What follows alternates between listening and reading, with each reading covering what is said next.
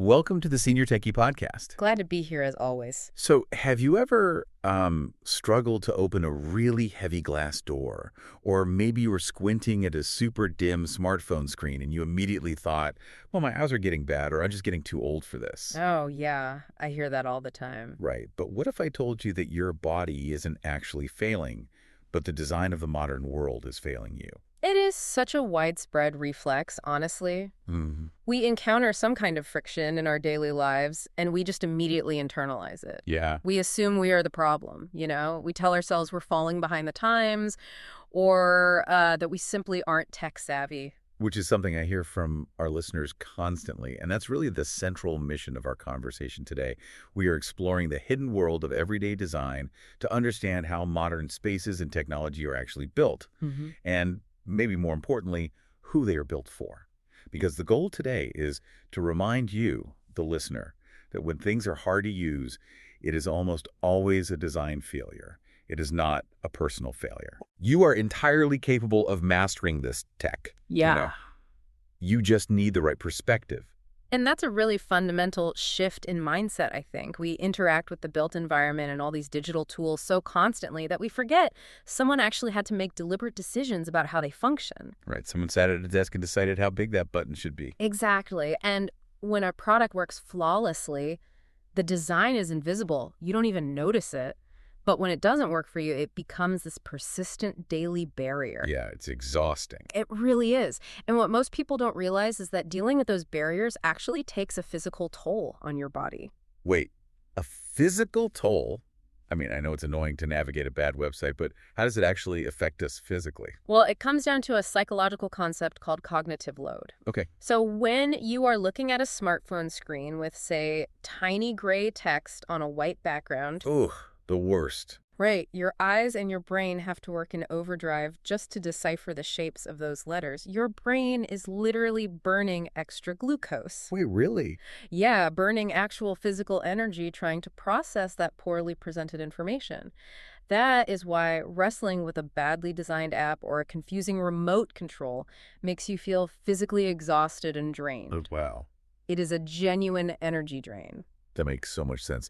You know, it reminds me of trying to read a book while wearing someone else's prescription glasses. Yes, perfect analogy. If I put on your glasses and everything goes blurry, my first thought isn't, oh no, my eyes are failing me. Right. My first thought is, these are the wrong glasses for my face.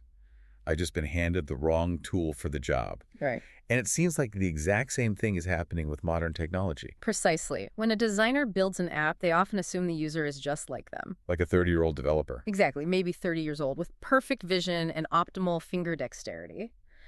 They design for a hypothetical average that just doesn't actually exist in the real world. Yeah, that makes a lot of sense. And when you are constantly handed the wrong tool day after day, that cognitive load we talked about, it just compounds. It drains your energy, it erodes your confidence, and eventually it discourages people from engaging with new technology altogether. But here's what I don't quite understand. Yeah. If millions of us are burning unnecessary energy and getting frustrated, companies must be noticing the financial impact, right? You would think so.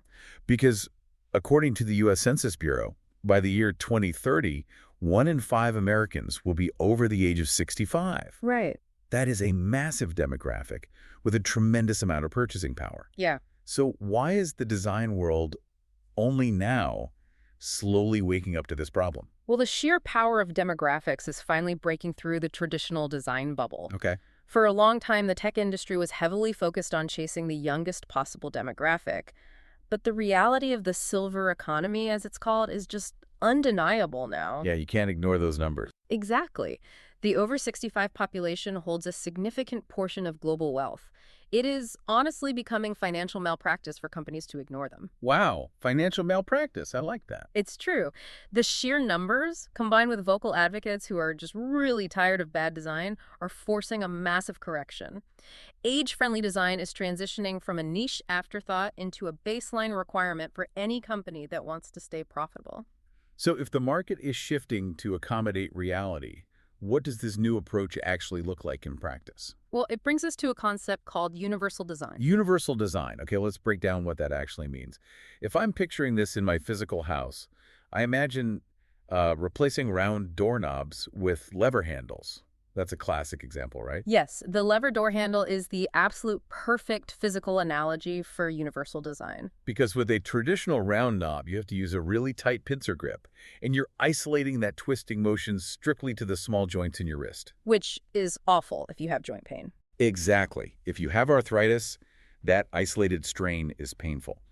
But a lever handle changes the biomechanics completely. Right, you don't have to grip it at all. Yeah, you can just rest the flat of your palm or even your elbow on the lever and use the larger muscles of your arm or even your body weight to push it down. Exactly. And the brilliant thing about that lever handle is that while it is essential for someone with arthritis, it is also incredibly helpful for a younger person who's trying to open the door with an armful of heavy groceries. Oh, that's a great point. It helps everyone.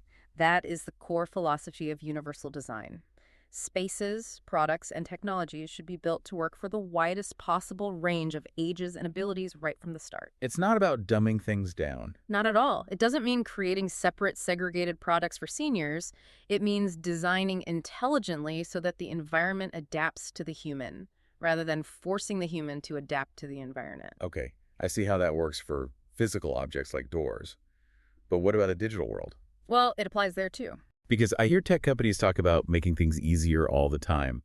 But in my experience, sometimes their so-called solutions just create new problems. No, absolute. Take QR code menus at restaurants, for example. I feel like people generally absolutely hate them. Yes, they do. They feel like the complete opposite of an easy universal experience. It is entirely fair to criticize how QR codes were rolled out. I mean, the initial implementation in a lot of restaurants was super clunky. Very clunky. And it alienated many patrons who just wanted to read a normal menu.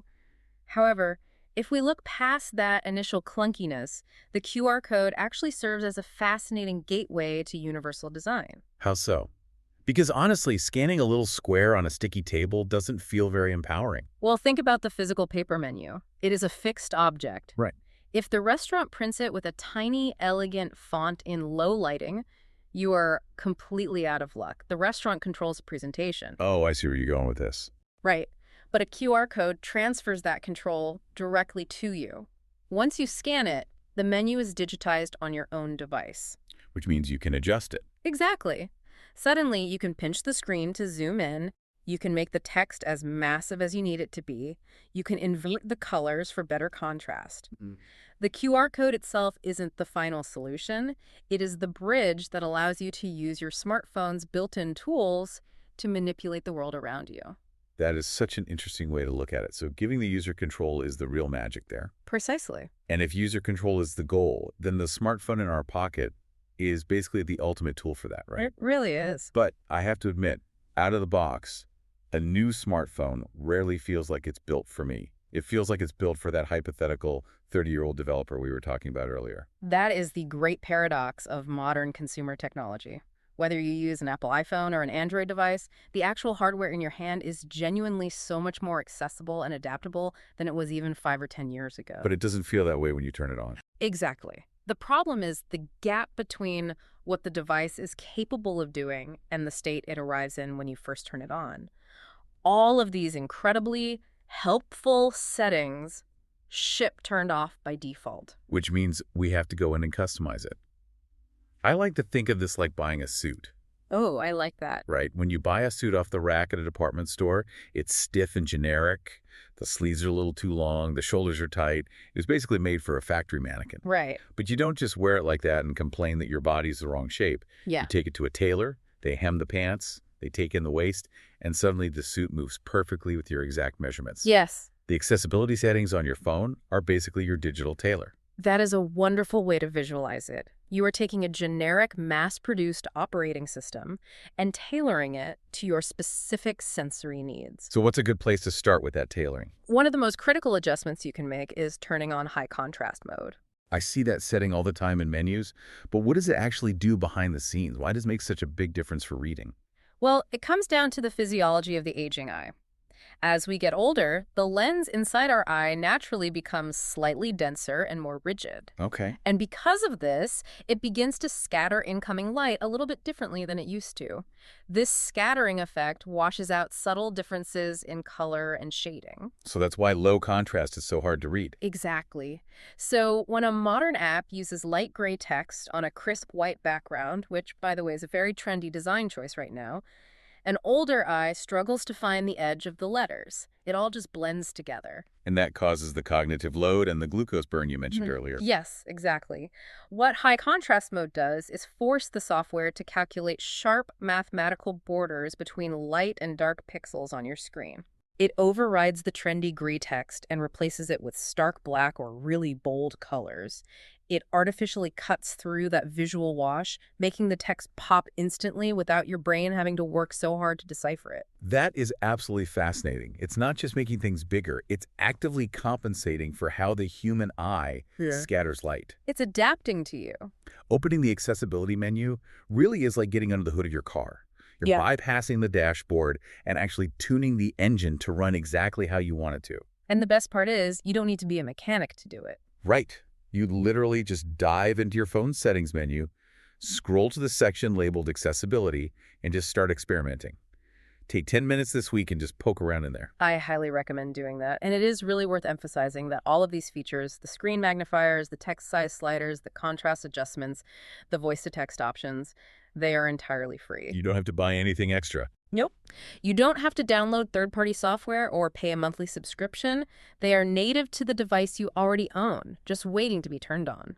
And for our iPhone users listening, a fantastic resource to explore all of this is simply going to apple.com/accessibility. Yes, that's a great site. They have really straightforward guides on what each toggle does, Yeah. giving you the tools to take control of your devices, to tailor them to your life. This is exactly the kind of empowerment we love to see here at the Senior Techie. Absolutely. But, this raises a practical question. What's that? If the technology is already there, under the hood, why are the defaults still so bad? If we know how the eye scatters light, why do companies keep using light gray text in the first place? Are they just deliberately ignoring older users? Well, it is rarely malicious. Okay. It is mostly a byproduct of the environment in which these products are created. Many software developers and designers work in incredibly insulated environments. The Silicon Valley bubble. Right. They are surrounded by peers of similar ages and abilities.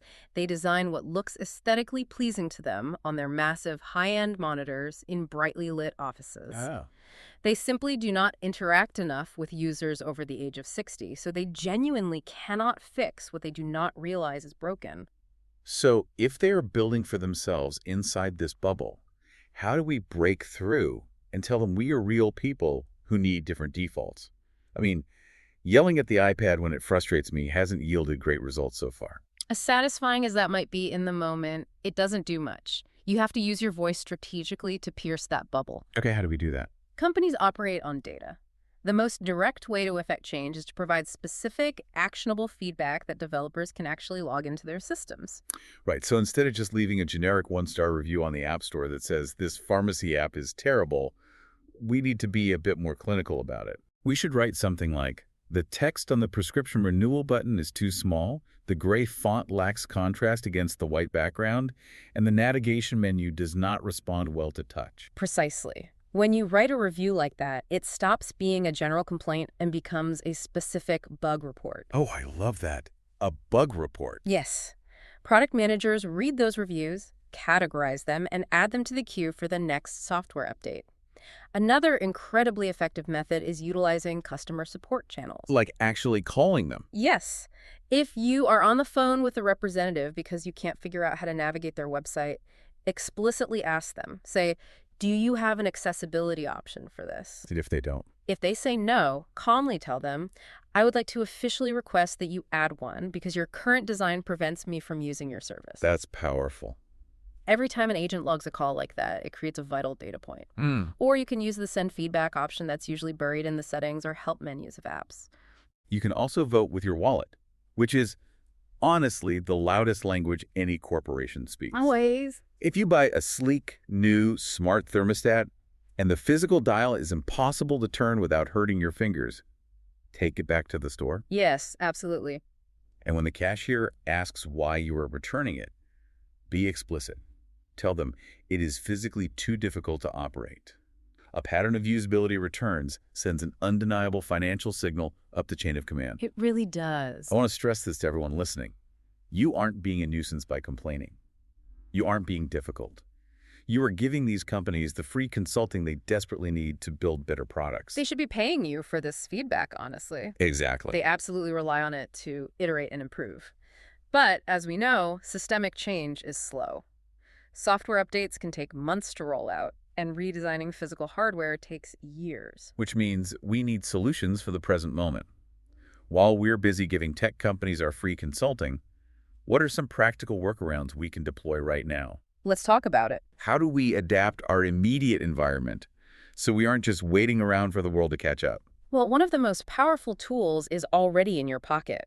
Both Apple and Android operating systems have built-in magnifier apps. And that's different from just using the camera to zoom in, right? Yes, it isn't just the standard camera zooming in. Mm-hmm. The magnifier app specifically utilizes the sophisticated macro lenses on modern smartphone cameras. It effectively turns your generic phone into a specialized piece of optical equipment. That's amazing. It is. If you need to read the microscopic serial number on the back of your Wi-Fi router or the ingredients on a tiny pill bottle, you just point the magnifier app at it. And it does the work for you. It stabilizes the image, sharpens the contrast, and even lets you turn on the flashlight to illuminate the target. It's brilliant. Another incredible workaround we touched on earlier is the use of voice assistants. Things like Siri, Alexa, or Google Assistant. Yes, those are game changers. If an app has tiny, frustrating buttons, or a menu system that makes no logical sense, you can often bypass the graphical interface entirely by using the auditory channel. Right. You just speak your command out loud. Call my daughter, add milk to my grocery list, or set an alarm for 7 a.m. It translates your natural language into a digital command, completely removing the need to squint at a screen or rely on finger dexterity. And for those times when you do need to use a traditional computer, utilizing browser zoom is essential. That's a great tip. Many people try to change the resolution of their entire computer monitor when text is too small, which often messes up how everything else looks. Right, all the icons get huge and weird. Exactly. Instead, if you are reading a news article or an email, just hold down the Control key on a Windows PC or the Command key on a Mac and tap the plus sign. It instantly magnifies just the web page you are looking at. Or you could even buy an inexpensive large print keyboard that plugs right in. But that browser zoom trick, it's like a digital magnifying glass that you never have to worry about misplacing or keeping clean. But, it's not just the digital gadgets themselves. It's the physical space those gadgets inhabit. If we are tailoring our digital environment, we have to tailor our physical homes as well, right? Absolutely. The concept of aging in place requires a physical environment that actively supports your changing biomechanics and your sensory needs. And it doesn't have to be a massive remodel. No, the changes don't have to be massive renovations to make a profound difference. Let's look at something as fundamental as lighting, specifically in transitional spaces like stairwells and hallways. Why are transitional spaces so critical? It goes back to physiology again. As we age, the tiny muscles that control the dilation of our pupils do not react as quickly to changes in light. Oh, I see. If you walk out of a brightly lit living room into a dimly lit hallway, your eyes take significantly longer to adjust. For a few seconds, you are operating with severely reduced vision, which drastically increases the risk of a fall. Wow.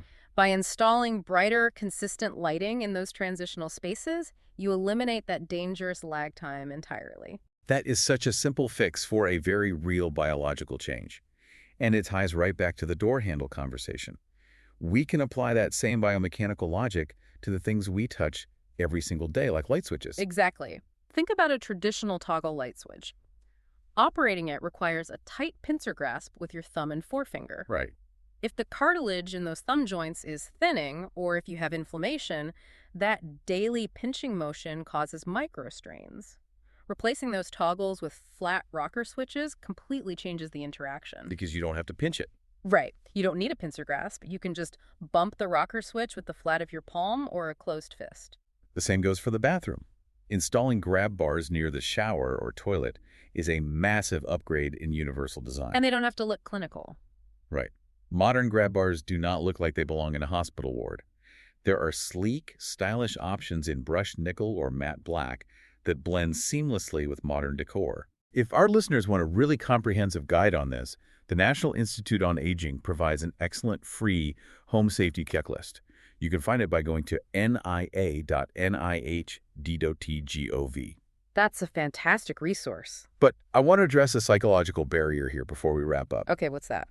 I talk to folks who feel that using a magnifier app or buying a large print keyboard or even installing a rocker switch in their home, they feel like relying on these workarounds is somehow admitting defeat, Oh, I've heard that. like they're surrendering to age or admitting they can't handle modern technology. Yeah. How should we view these workarounds? I strongly encourage anyone feeling that way to reframe their perspective immediately. Admitting defeat would be giving up on reading the morning news because the font is too small, or avoiding certain rooms in your house because the light switches hurt your hands. That's a really good point. Utilizing tools to overcome bad design is the exact opposite of defeat. It is a triumph of adaptation.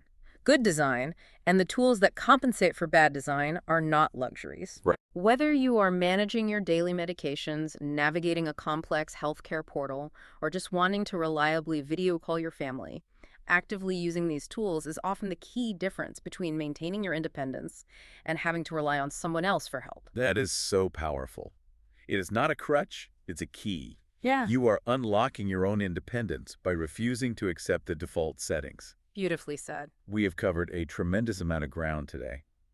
From understanding that the cognitive load of bad design is exhausting you, to unpacking the mechanics of universal design, to diving into the digital tailoring of your smartphone's accessibility settings. We really did. I hope you, the listener, feel a little more armed with the knowledge of how to push back against companies and how to adapt your physical and digital environments to serve you. It's all about taking back control. Exactly. So I want to leave you with a final thought to mull over. Right now, look around the room you're in. Look at your living room, your kitchen, or your desk. What is one specific piece of technology or one piece of hardware that frustrates you daily? We all have one. That one thing that always makes you sigh before you use it. Now that you know you can change the digital defaults or push back on the manufacturer or employ a physiological workaround, how could you redesign or work around that single frustration today? Don't let bad design drain your energy. Take back your space. Absolutely.